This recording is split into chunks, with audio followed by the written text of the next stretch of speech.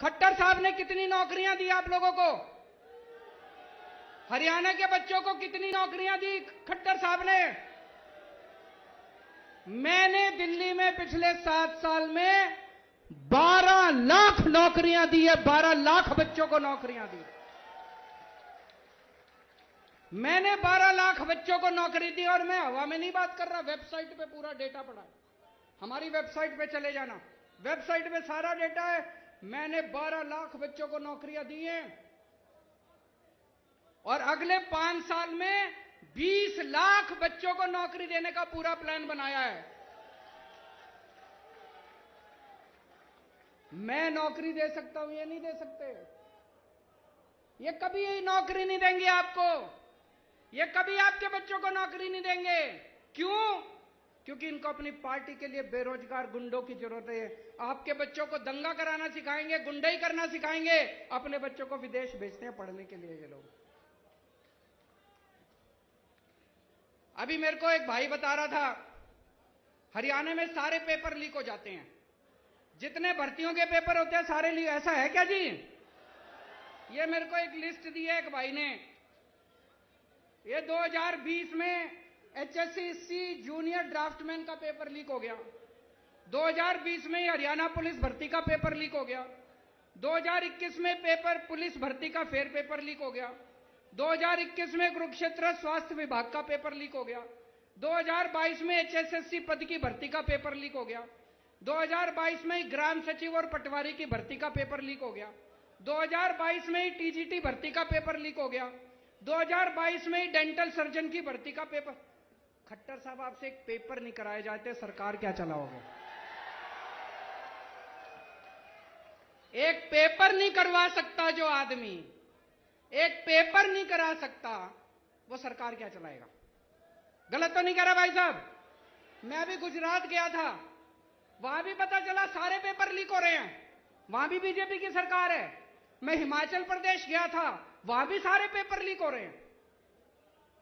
एक Guinness book of world record है, सुना है आपने?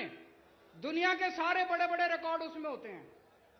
अभी उनकी कल मीटिंग हुई है शाम को गिनीज बुक वालों की, उसमें भारतीय जनता पार्टी का नाम लिखा जा रहा है। सबसे ज्यादा पेपर लीक करवाने वाली पार्टी भारतीय जनता पार्टी। इनकी सरकारों से पेपर नहीं होते, इनसे स्कूल नहीं बनते, इनसे बिजली ठीक नहीं होती, इनसे अस्पताल नहीं बनते। क्यों बोझ उठा के घूम रहे हो? इनको उखाड़ के फेंको। अब ईमानदार पार्टी आ गई। कई बच्चे आर्मी में भर्ती होना चाहते हैं, देश की सेवा करना चाहते हैं। 2020 के बाद से आज तक आर्मी की भर्ती नहीं खुली, आर्मी की भर्ती के पेपर नहीं करवाए इन्होंने। आज इस मंच के जरिए मैं केंद्र सरकार से और प्रधानमंत्री जी से अपील करना चाहता हूं, 1 लाख से ज्यादा आर्मी के अंदर खाली स्थान हो चुके, इनकी जल्दी से भर्तियां खोली जाए।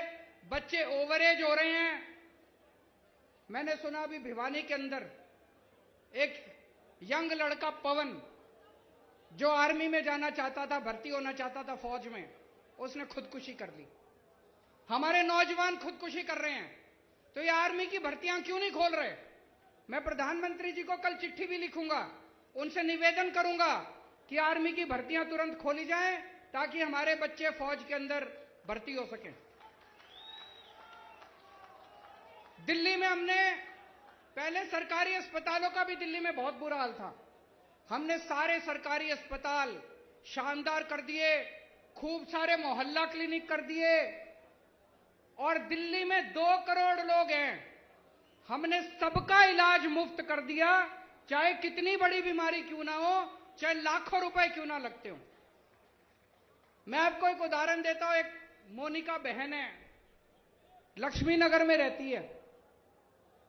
वो और उसके पति दोनों को कैंसर हो गया। एक कमरे के घर में रहते हैं, बहुत गरीब लोग हैं। उसका पति दूध बेच के सवेरे सवेरे घर घर में जाके दूध बेच के कमाया करता था, उसकी वो भी कमाई बंद हो गई। दोनों को कैंसर हो गया। भाई साहब, अगर कैंसर जैसी बीमारी हो जाए तो जमीन बेचनी पड़ जाती है, आदमी लुट जाता है, गहने बेचने पड़ जाते हैं बीवी के। पंजाब ते पंजाबीयत दा परछावां, पंजाबी साडियां बावां। ABP सांझा हुण देखो अपने टीवी स्क्रीन ते टाटा प्ले चैनल नंबर 1929 ते। ABP सांझा देखण लई अपने केबल ऑपरेटर नूं अज ही संपर्क करो। ABP सांझा, जोश, जज्बा, जुनून।